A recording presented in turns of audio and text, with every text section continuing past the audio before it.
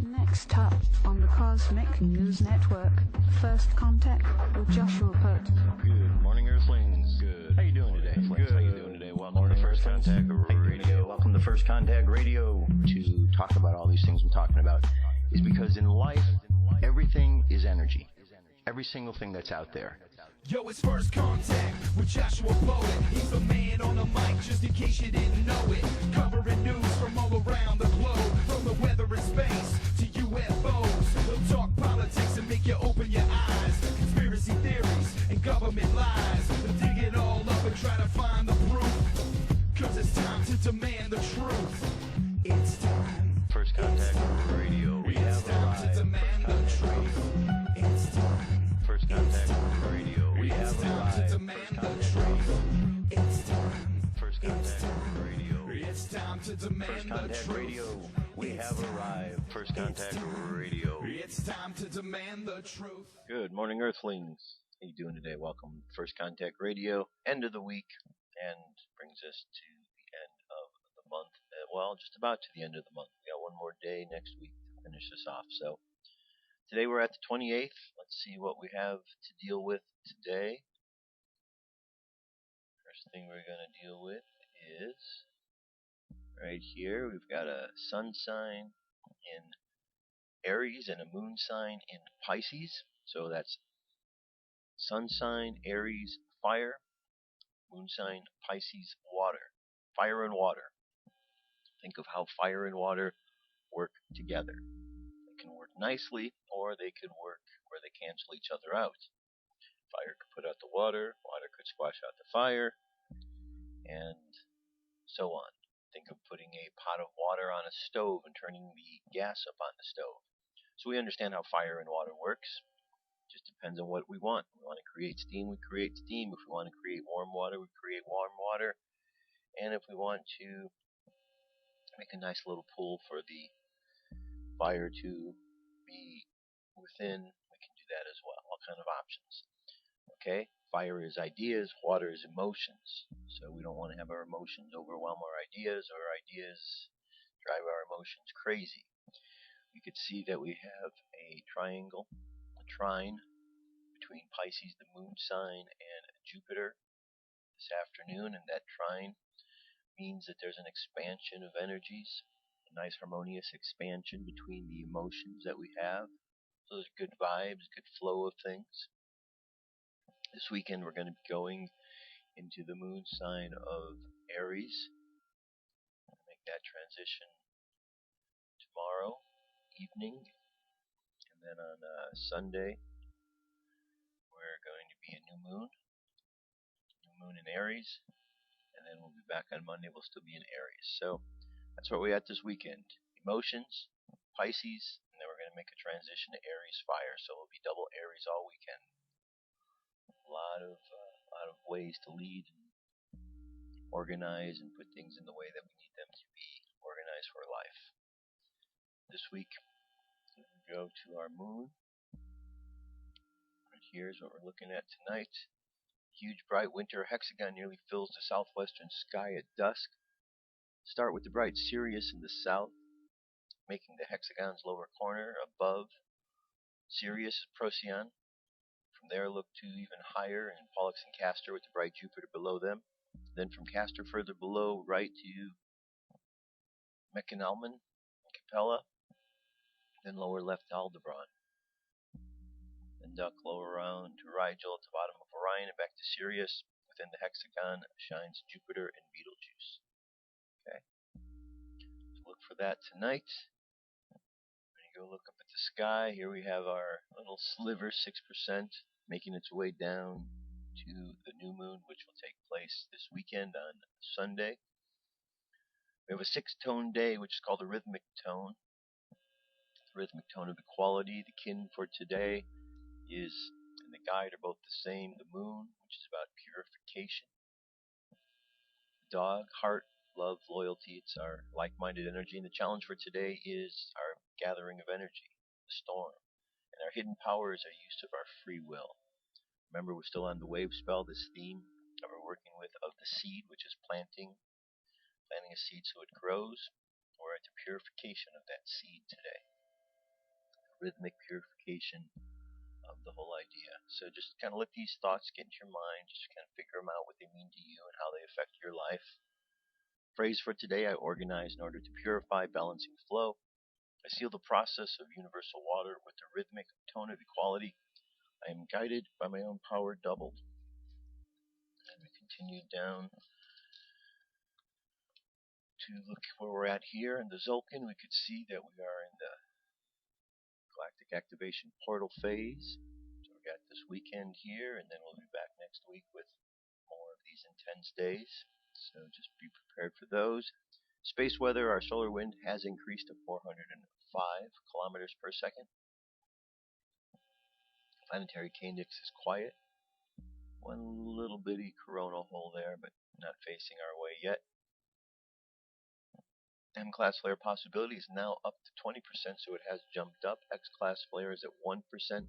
Geomagnetic storm activity is pretty low as well. Numerology today is an 11. Here's how we arrived at that. We have a 3 plus 1 and a 0, because 28, 2 plus 8 is 10. It's 1 plus 0 and 2014. So we have a 3 plus 1 plus 0 plus 7. That's an 11. Some people reduce it down to 2. I like to stop at the 11 because it's the master number, so that's what we're going to look at today. 11s are the most intuitive of all the numbers. Instinctual, charismatic, dynamic, capable when its sights are set on concrete goals. 11 is a number associated with faith and psychics. 11 can be anxious, shy, stressed, conflicted, and scattered when focused. It's not applied towards a goal, can be extremely self-sabotaging. Okay, the thing that we want to look at here with the number 11 is we got 2 1s. A 1 is the card of the magician. So we have 2 magicians standing side by side. A magician is all about focusing energy, concentration. So here we have concentration, equal concentration. Implies with the idea that there's some sort of balance at hand with this concentration. Okay, so that's what we're dealing with today. All right, very good. UFO news is up next. Let's get to it.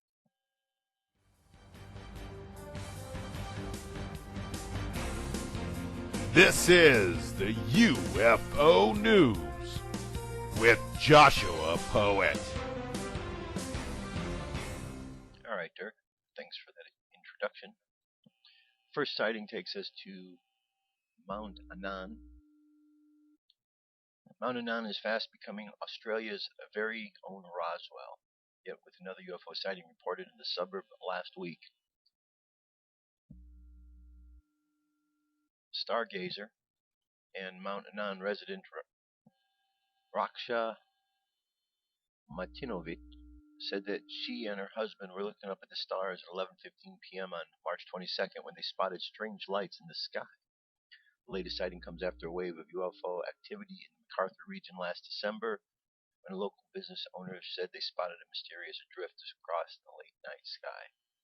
Alright, there's our first one over Mount Annan, Australia. Next we're going to go over and we're going to look again at this sighting about Boynton Beach. It took place on the 21st, believe it or not. I spotted this earlier this week in Boynton. Went out to relax by the water, looked up and noticed it slowly moving. Took out a phone and hit record. Not my first sighting, but the first I captured. No, it was not a lens reflection I saw with my eyes. Okay. So, video, I believe, we looked at this the other day of the UFO jumping in and out of the clouds. It's right there. Okay, nice little white one. Alright, we have the second video down here as well. Same thing, this one's just 27 seconds. Okay, so check out those links. You've seen that one, we went over it, just a little more insight. Alright, Orlando, Florida, March 24th. We have here is a series of lights, like something like this here. TruthBehindUFOs.com is where this comes from.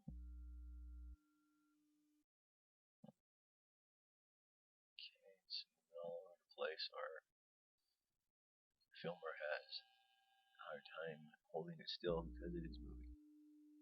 Alright, that's over Orlando. Now we have a triangle UFO moves slowly over a California rooftop. California witness at Atascadero reported watching a triangle-shaped object silently moving at the rooftop level that appeared to be 10 feet long, 5 or more feet high, according to the March 25th testimony in the MUFON database. The witness was near San Ysabel Avenue and Central Coast in Atascadero when she first saw the object, northeast, moving over the rooftops.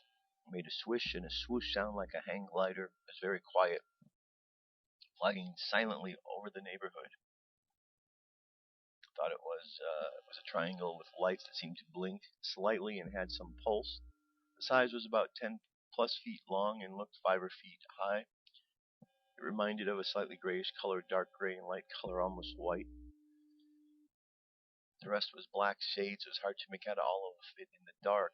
I've never observed a craft of this nature at night before, almost stealth-like. Sounds corny maybe, but I know it was, say, not from here, so to speak. Okay. Very good, very good. And one last piece. This was a piece that we went over the other day, but this is a little bit more information here. It's about John Lennon and his sighting that he had with May Pang. In 1974, former Beatle John Lennon claimed to have seen a UFO in New York City. He was living in an apartment in Manhattan with his girlfriend May Pang when he saw the flying saucer. It was just a light in the sky, and there were other witnesses. The sighting was up close of a huge craft, and it happened right outside Lennon's 52nd Street apartment. He wasn't afraid to talk about it, and in fact, he famously wrote about it in a song. This was Nobody Told Me, as Lennon sang it. There's UFOs over New York, and I ain't too surprised. Nobody told me there'd be days like these. Strange days indeed. The sighting occurred when he was living with May Pang and his so-called personal secretary, who turned into a lover during Lennon's separation from Yoko Ono. It was a hot August night, August 23rd, 1974, when John Lennon walked out of his balcony facing the East River to catch a cold breeze. He was completely naked, and he started yelling at Pang to come out to the terrace. This was the drawing he had made. When she did, she saw what he saw. According to her description later, it was a large circular object coming towards us, shaped like a flattened cone. On top was a large brilliant red light, not pulsating as any of the aircraft we had seen landing at Newark Airport. When it came a little closer, we could make out a row or circle of white lights that ran around the entire rim of the craft. These were also flashing off and on. There were so many lights that it was dazzling to the mind. I estimated, about the size of a Learjet, and was so close that if we had something to throw at it, we probably would have hit it quite easily. The sighting lasted 5 to 10 minutes, and the UFO drifted away and came back before sprinting off into the sky. Apparently, Lennon and Pang weren't the only ones to see the UFO. Multiple other witnesses, at least 7, had called the city newspapers. You can read more details in the article by Larry Warren. There's a link at the bottom. Here's John Lennon's quote. He said, if the masses started to accept UFOs, it would profoundly affect their attitudes towards life, politics, everything. It would threaten the status quo. Whenever people come to realize that there are larger considerations in their own petty little lives, they are ripe to make radical changes on a personal level, which would eventually lead to political revolution in the society as a whole. It took a lot of courage for John Lennon to talk openly. For starters, he was a Beatle, and everyone knew he had taken his share of mind-altering drugs. Then there was the fact that he wasn't dressed when he saw it. Under these conditions, to come forward to talk about seeing a UFO was to risk certain ridicule from at least some people, if not a majority. Even more discrediting from the public point of view, he also claimed to have seen one when he was a child, and even talked about the potential childhood abduction experience. In the standards of 1974, John Lennon was not a good witness, but Lennon was never shy about speaking his mind, even about UFOs. His courage makes it easier for other witnesses even today. Bottom line, John Lennon and May Pang claimed to have seen something approximating a classic UFO hovering outside their apartment in New York, something that was the size of a private jet aircraft from only 100 yards away, or so close they felt that they could almost touch it. Given Lennon's reputation for brutal honesty, one has to think that some fans who did not give much credence to the UFO sightings had to stop and reconsider their positions. you can bet that if Lennon actually just celebrated his 70th birthday, he would have had a lot more to say in the subject over these last 3 decades. Just give me some truth, he'd have demanded. Imagine. It says these rare drawings were auctioned off Friday with several other John Lennon sketches from the 70s. Alright, so there you go. There's a little more to the article. There's a picture he had drawn. UFOs over New York. Okay. Very cool, very cool. So there you go. That's a little bit more about John Lennon and his sighting. I'm going to jump away just momentarily, maybe for time for one song. I think I'll put this one on. It's called Confirm or Deny. I had some requests for this one. So play this. I'll be back, and I've got some more news. I have come here to chew bubblegum and kick ass. And I'm all out of bubblegum. Oh, shit.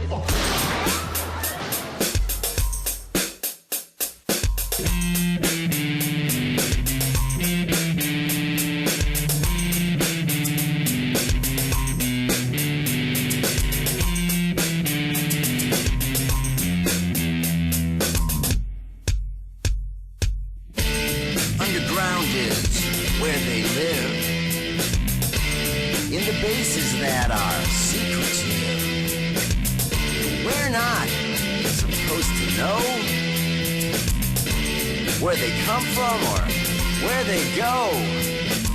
And if you ask our leaders today, this is what they will say. I can neither confirm or deny. I can neither confirm or deny. I can neither confirm or deny. What's up with their lives? Plausible deniability. That's their answer to all we think we see. So pay attention. Read between the lines. Changes are happening, revealing lies.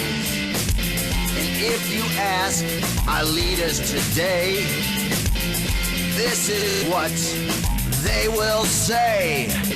I can neither confirm or deny.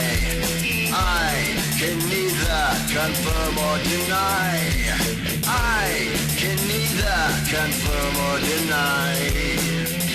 What's up with their lives?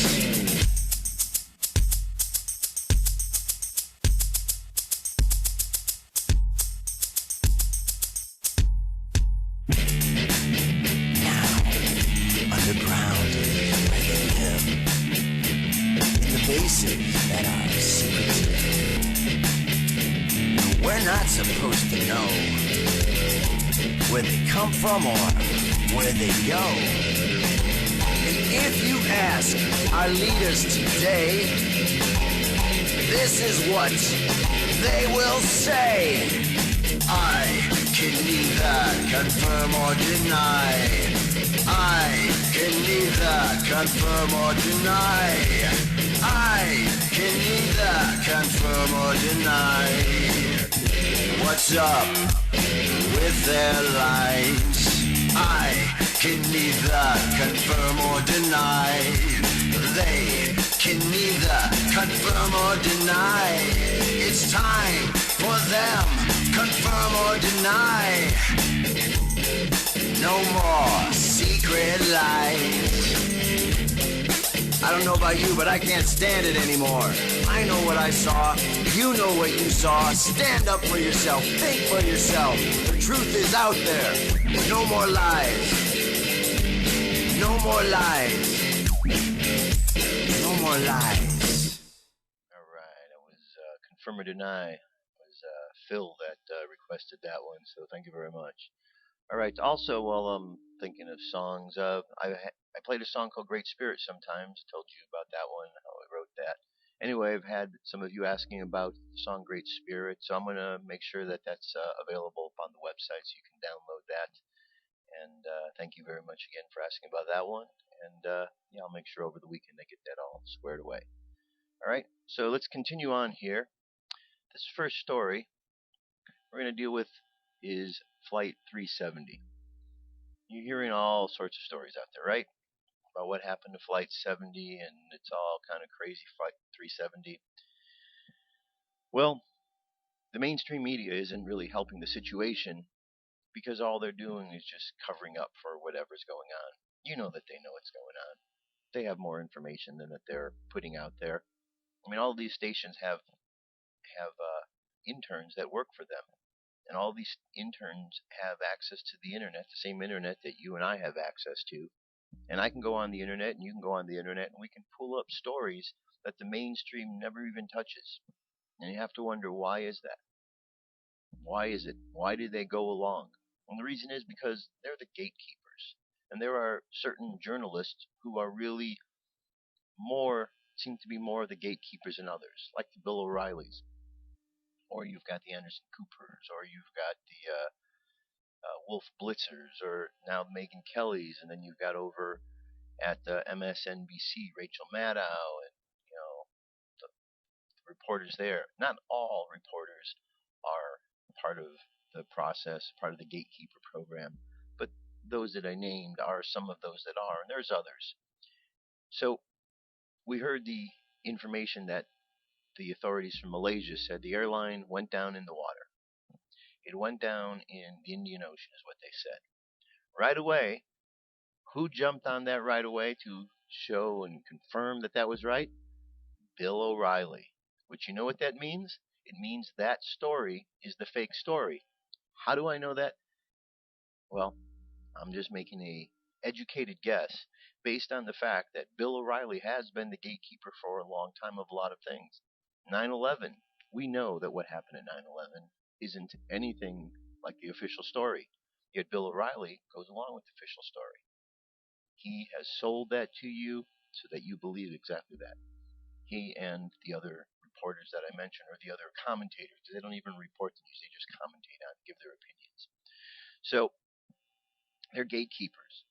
They're telling you the story that you are supposed to hear. This went down. But what they're not telling you, and what nobody seems to have mentioned, is this story that I brought up that says that the United States Navy took this plane because they were concerned about some suspicious equipment on it. The story also said that this plane was taken to Diego Garcia military base, which happens to be in the Indian Ocean. The place where the Malaysian authorities say that the plane went down is in the Indian Ocean. So they have an area where they're looking. It's about 1,000 miles or so south of where Diego Garcia is, but nonetheless, of all the oceans in the world, the fact that it's even in the same ocean as where this base is, we're getting a little bit close to something here. So here's a couple more articles that you aren't going to be hearing on the mainstream. You got to go online to find these. And this first one here comes to us from veteranstoday.com. It says Flight 370 and the CIA hoax by Gordon Duff. Today we are told the fate of Flight 370 is known. Not yet identified debris has been spotted in what is called the Southern Indian Ocean, perhaps more appropriately described as the north of Antarctica. We also know that the 777-200 is a fly-by-wire aircraft with controls in place that allowed the CIA to remotely pilot the plane in case of emergency. We were able to verify the design and implementation of the system through Boeing, Raytheon, and the commercial pilots. Bad news, the description today in New York Times and other publications are purposefully inaccurate and contradictory. Their explanation of how commercial aircraft communicate and are tracked are fanciful at best, at worst criminal. When Malaysian Flight 370 was reported as having crashed into the South China Sea, a massive cover-up began, yet no one will speak of it. Nothing is written of, and its broad consequences are a subject of no investigation. While people around the world were told the plane was lost and crashed, it was being monitored by NORAD and its regional defense partners through secret systems installed in the plane. In 2006, Boeing announced the following from a John Croft article in Flight Global. Boeing last week received the U.S. patent for a system that, once activated, removes all controls from pilots to automatically return a commercial airliner to a predetermined landing location. The uninterruptible autopilot would be activated either by pilots on board, by onboard sensors, or by even remotely via radio or satellite links by government agencies like the CIA. Terrorists attempted to gain control of a flight deck. Boeing says we are constantly studying ways we can enhance the safety, security, and efficiency of the world's airlines fleet. Similarly, Raytheon Corporation was awarded a contract by the Federal Aviation Administration 8 years ago to implement an advanced route evaluation system, ARES, to work in concert with the system operated by the CIA. In addition, the technical staff at Rolls-Royce, a fact also reported in the Wall Street Journal, continually monitored the plane's flight. Hundreds of people knew exactly where the plane was, how every system was working, what had been turned off, not only when the plane was and exactly where the plane is now. Every word told by the press has been a lie. Every word told by the mainstream media has been a lie. Now everyone knows that the plane continued flying for hours. This is where the cover-up becomes problematic. You see, everything about the plane was known. Position, conditions of the engine, oxygen levels in the cockpit and passenger compartment, this and much more. Even if the plane couldn't be remotely piloted, its system under uninterruptible control, a term coined by Boeing itself, the 777-200's supposed Flying Dutchman journey to the South Pole is more implausible. The CIA, along with joint military commands set up during the global war on terror, tracked Flight 370, monitoring it continually, monitoring the murder of its passengers, monitoring its landing, monitoring its refueling, and know exactly where it is. If the plane really went down off Antarctica, then they monitored and allowed that. In Britain, technicians for Rolls-Royce monitored the plane as well, reporting its position to the British government every minute it was in the air. Those technicians have been silent. The British government has never been asked, and no one has been asked, As the largest Where's Waldo hunt in history goes on, now pulling in data from weather satellites, the fleets of anti-submarine warfare planes unleashed upon the Indian Ocean. The entire thing is an act, a would-be comical farce. Flight 370, a Boeing 777-200, one of the most automated planes in the world. We will be outlining some of these specifics, and to make the theft or hijacking or alien abduction, or whatever the mainstream chooses to call it, not just improbable, but government-sponsored terrorism. Alright, so more to this article as you can see. However, what is for certain is you're not being told the truth by the mainstream media. That includes all of the stations: Fox, CNN, ABC, NBC, CBS, MSNBC. They're all part of the mix. They're all part of the problem that's out there. Here's another article, Homeland Security Wired News. This talks again about the technology. Boeing wins patent on uninterruptible autopilot system. This goes back to 2006.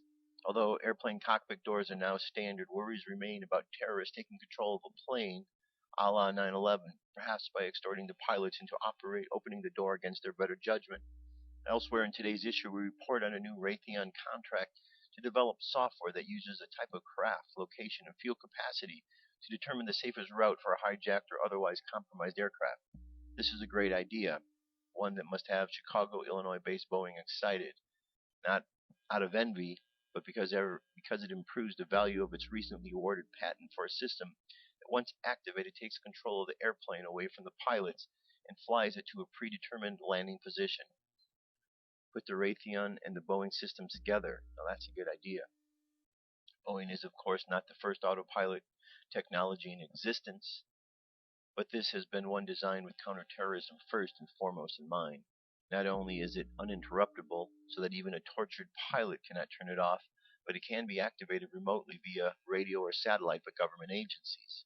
The system might include sensors in the cockpit doors that activate the autopilot if a certain amount of force is used against it.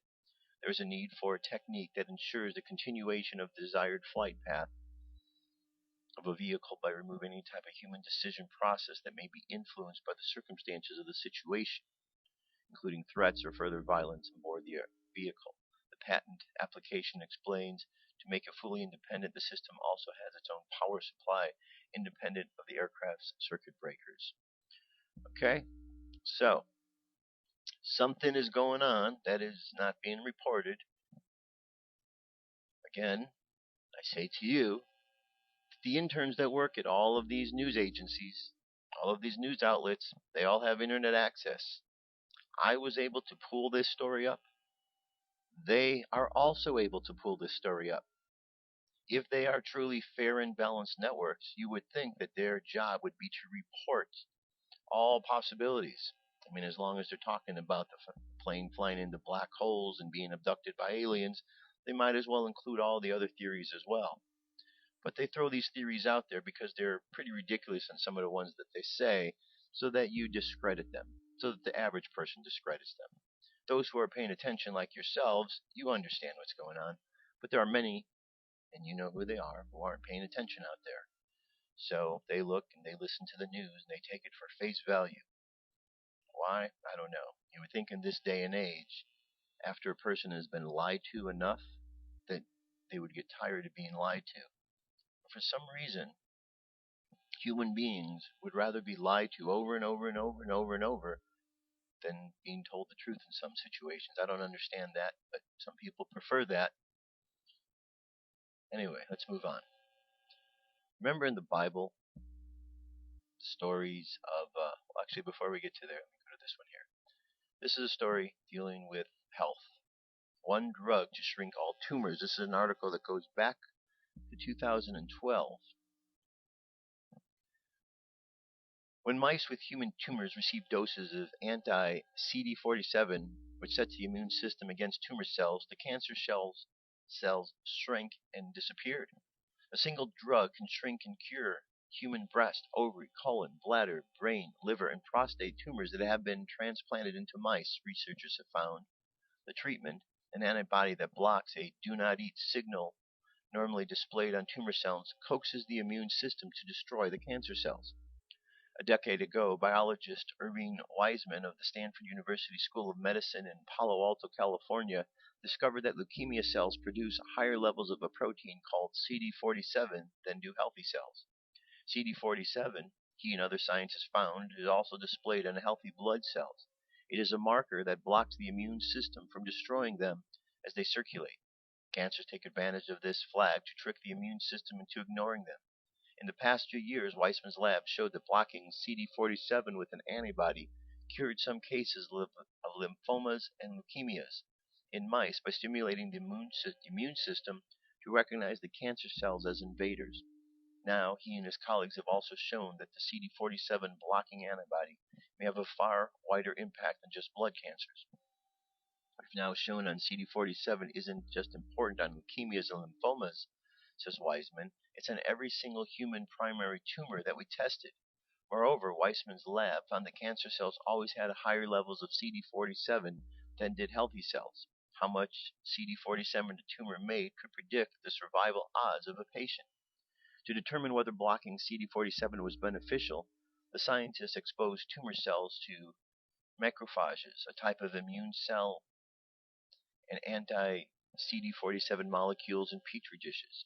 Without the drug, the macrophages ignored the cancerous cells, but when the anti-CD47 was present, the macrophages engulfed and destroyed the cancer cells from all tumor types. Okay, here we have a lot more to the article. But we could see that there are cures going on in the world. There's things that we should be hearing about a little bit more than we do. Instead, they just want to pump all of these drugs into the system and tell you got to take these drugs to cure your problems, when in fact maybe you don't. Maybe there's better things that are out there, but the better things cure the disease. And if the disease is cured, well, then you're not going to be dependent on buying more and more drugs every month. And that's what the pharmaceutical companies want. They want you hooked on their drugs. They don't want you cured from them. Cured means you stop spending money. Hooked means you keep spending money. That's the way big business works, unfortunately. All right, now we're going to go over here. This is Egyptian wants to sue Israel over biblical plagues. Okay. A writer in Egypt is demanding that his nation sue Israel over the 10 biblical plagues. We want compensation for the plagues that were inflicted upon us as a result of the curses that the Jews' ancient forefathers cast upon our ancient forefathers, who did not deserve to pay for the mistake that rulers under that time Pharaoh committed, said columnist Ahmad al-Gamai in a column in the Egyptian Daily Al-Yan al-Sabai. The column was spotted and cited by officials with the Middle East Media Research Institute, which monitors and comments on media in the Middle East. The commentator also advocated suing Israel for the precious materials used by the Israelites to build their desert tabernacle, Turkey for damages for invading Egypt during the Ottoman Empire, and France for Napoleon's invasion. And he wants Britain to pay for 72 years of occupation. After 10 plagues resulted in their freedom from for what is written in the Torah proves that it was the Pharaoh who oppressed the children of Israel rather than the Egyptian people. But they inflicted upon the plague of locusts, and they didn't leave anything behind them. The plague was transformed the Nile waters into blood, so nobody could drink for them from a long time.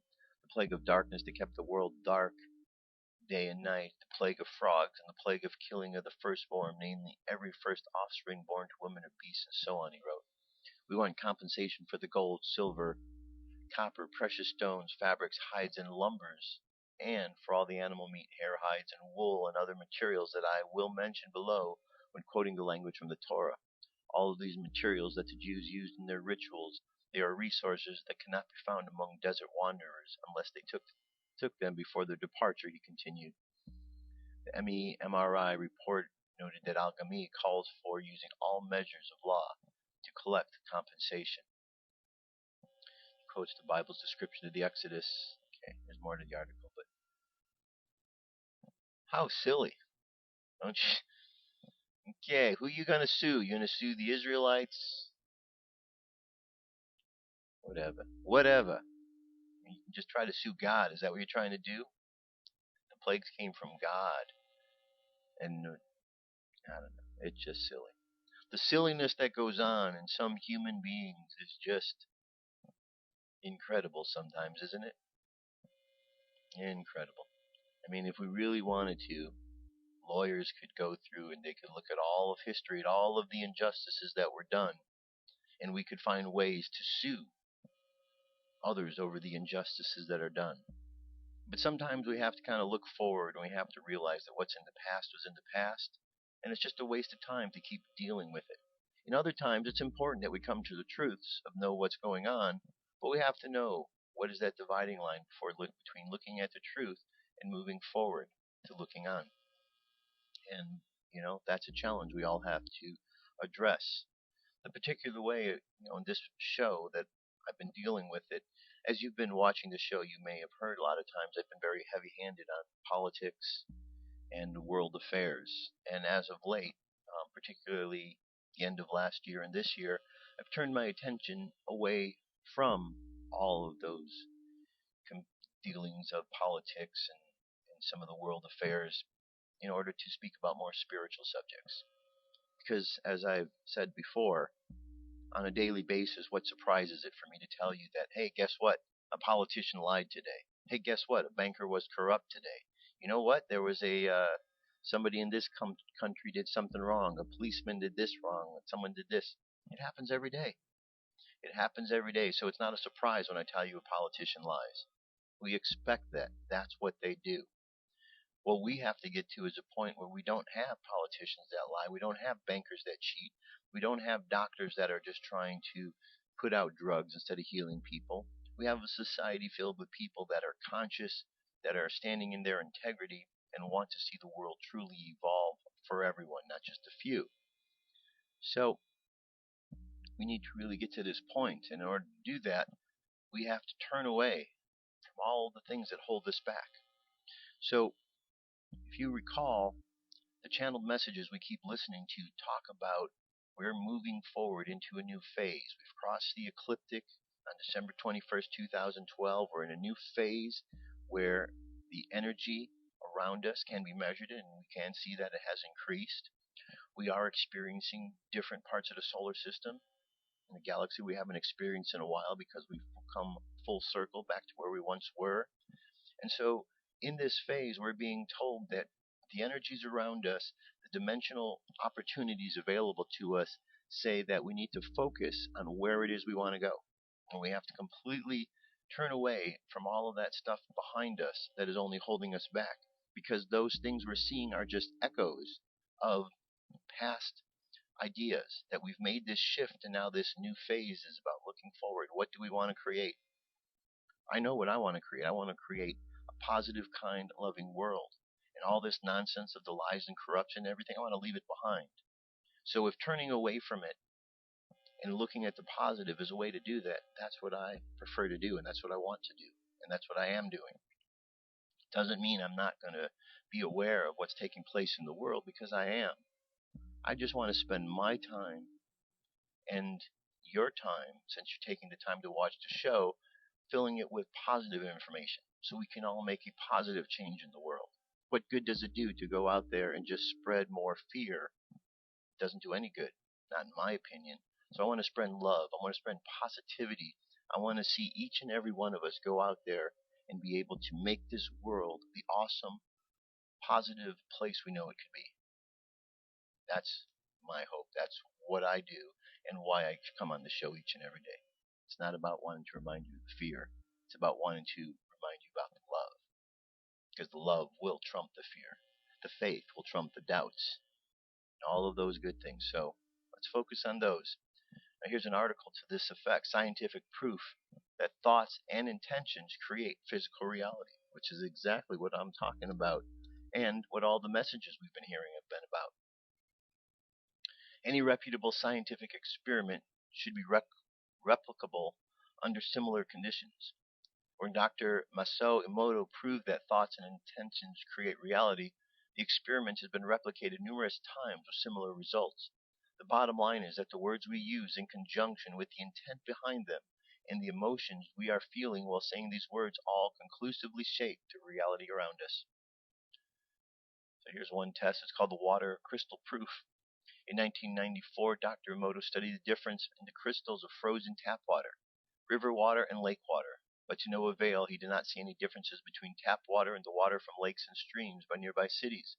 What he did notice, however, is that the water crystals from pristine lakes and streams created beautiful crystals, with each one having its own uniqueness. The observation was done in a variety of ways. Observe the crystal of frozen water after showing letters to water, showing pictures of water, playing music to water, and praying to water. And here we have all different examples of that. Before offering a prayer, after offering a prayer. Thank you, you will make me sick, I will cure. You can see all the different ways. And you could see that things and energies of a positive nature have a different effect than energies of a different type of nature. Okay? There's lots of examples. On November 16th, parapsychologist Dean Radin conducted a long-distance experiment with Dr. Emoto and approximately 2,000 participants who focused long-distance positive intentions on water samples contained in a double steel-walled electromagnetically shielded room at the Institute of Noetic Sciences in Petaluma, California, nearly 5,000 miles away from Emoto. The participants were shown digital images of the bottles of water and gave focused prayers of gratitude for approximately 5 minutes. The treated, prayer and intention, and the untreated samples were sent to Emoto's lab in Japan, where 40 unique water molecules were photographed. 100 volunteers evaluated the photographs and rated them on an aesthetic appeal. The results showed that the water with prayer and intention resulted in more pleasing crystal shapes. We have the rice experiment. Another experiment to prove how words, thoughts, and intentions affect our reality. Dr. Emoto placed cooked rice into 3 containers. On one container, the words, "Thank you," were written on. On the second container, he wrote, "You fool," and the third container was completely ignored. Children were instructed to speak aloud the words in each jar daily when they walked by them each day. At the end of 30 days, the rice with the words "Thank you" was relatively unchanged, while the rice with the words "You fool" turned black. The rice in the ignored container began to rot. Here we have words, intentions, thoughts, and fears. Perhaps intentions, thoughts, fears, and spoken words are the reasons why the mainstream media continuously pounds us with fear-related stories, because ultimately, when we live in fear, we ultimately lose our more civil liberties. Why do commercials always show extroverts? Why doesn't anyone on commercial recommend looking within?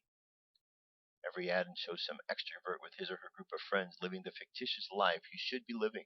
And these people have the average looks and portray success, which success subconsciously tells us that we are not good enough the way we are. And if we want to be successful, beautiful, and have friends like them, we need to purchase whatever product they are selling. And of course, go on. All right, so check out this article. Makes very much sense.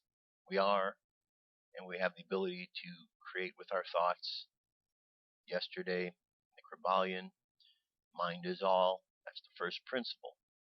From the Keys of Enoch, first principle, same thing. We live in a one and many universe that is a mind-oriented universe. We use our mind to create things. Okay, the mainstream media, you watch them, what do they put out? Words of fear. So if you continually put out words of fear, what do they create? Fear. Put out words of love, what do you create? Love. So that's the difference. You know them by the fruits that they sow. Okay, let's move on here to our message for today. This is from Saul.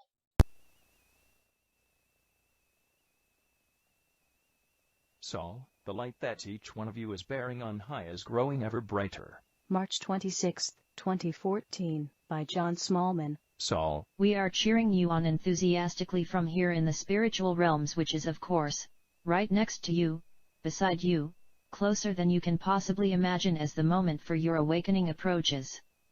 Getting closer to your moment of awakening is similar to constantly having the distance between two items. By choosing that specific action, you ensure that you can never actually close the gap and bring the items into contact with each other. The gap between them just gets smaller and smaller, but they will never actually touch. With your imminent awakening, it is as though there was some kind of opposing force or energy field that is preventing it, and it appears to be intensifying as you get closer to awakening, and so more and more effort is required on your part the closer you get. And that opposing force is anything within you that is not in alignment with love. It is your inability to totally surrender to love, your lack of trust built up over the eons of human experience in the illusion due to many lifetimes in which betrayal and disappointment have dogged you, seemingly constantly, that is impeding your progress. In this lifetime you have determined and intended to open to the divine field of love in which you have your eternal existence. However, your karmic residue buried deep within your bodies is very fearful of trusting anyone utterly and completely, and it is that resistance that you are overcoming as you move ever closer to awakening. You will overcome it, because it is your will to do so, and in this your will is in total alignment with the divine will. To dissipate this lack of trust, this fear, it is absolutely essential that you do not neglect your daily periods of prayer, contemplation, or meditation. When you settle yourselves down to quieten your unruly minds, ignore the musts, the shoulds, the to-do lists, and bring your attention constantly back to whatever you use as a focal point, the flame of a candle, a flower, a blank wall, your breath, etc., without judgment of any kind for your apparent failure to remain focused. Judgment is just a further distraction, whereas to forgive yourselves for allowing yourselves to be distracted is an effective form of surrender to the quiet and stillness of this moment and this one, for there is only one, and it's now. The light that each one of you is bearing on high is growing ever brighter as you release more and more of the aspects of yourselves that are not in alignment with love. It is becoming so bright that it is increasingly difficult for you to remain in a state of sleep. And it is your individual share of that one light that is all that exists, that will overcome the lack of trust that has been preventing you from fully surrendering yourselves into the loving arms of your Heavenly Father.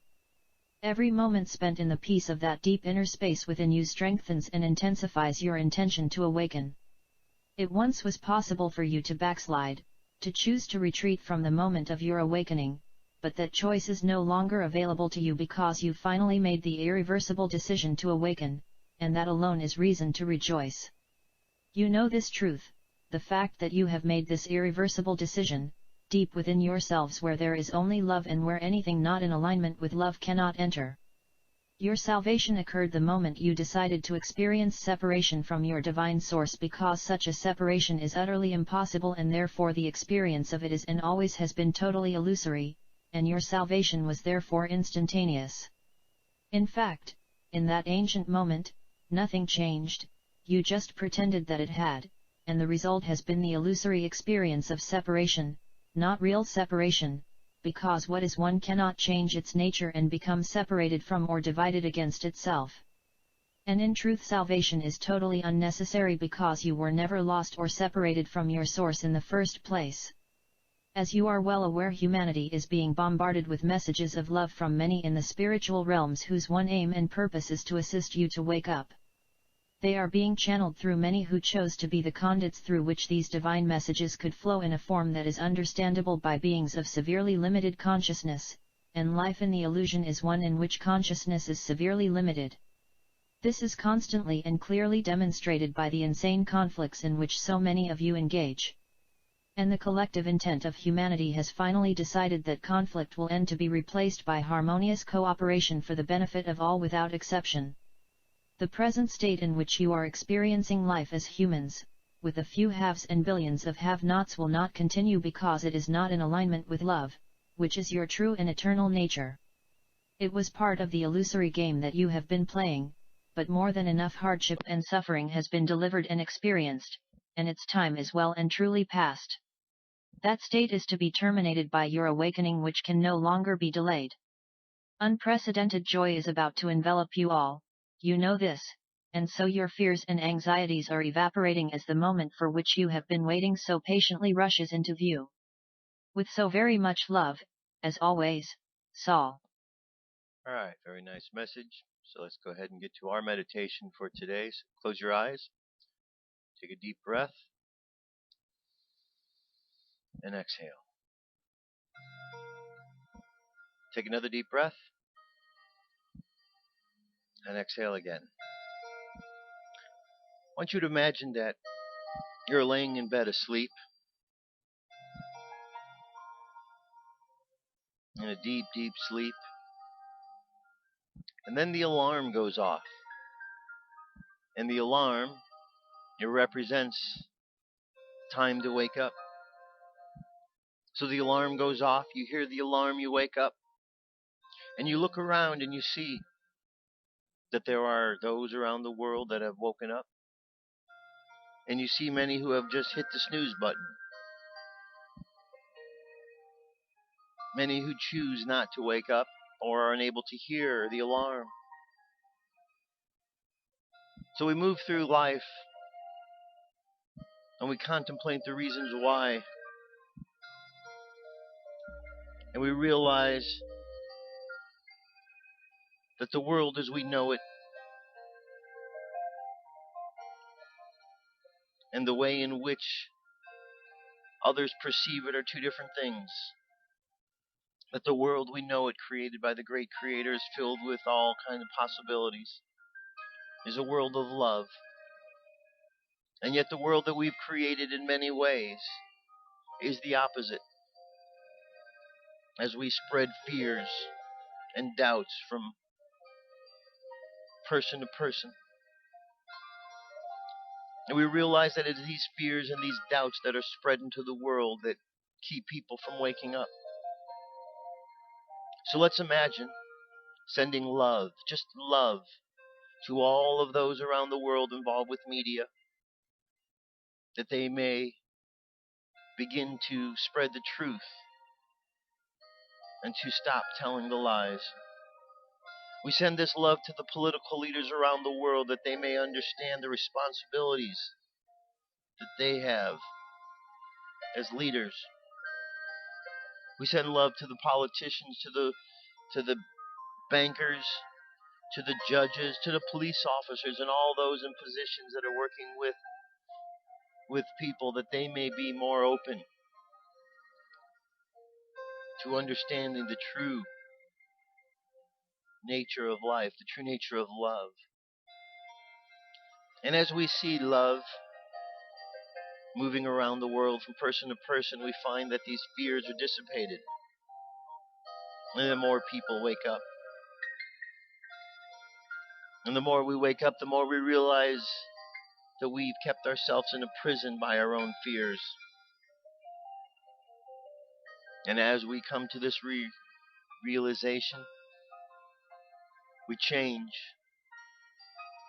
And in that moment of change and thinking of positivity, the doubts fall away. The fears fade away. So let's just imagine love as we go forth this weekend. And let's imagine love and light going out ahead of you and around you from your conscious and unconscious mind. And let's imagine this love just creating the world around you that you would like to see. And imagine this love transforming all other things, doubts and fears, into love and faith. So let's just see ourselves going into the world this weekend, sending out love.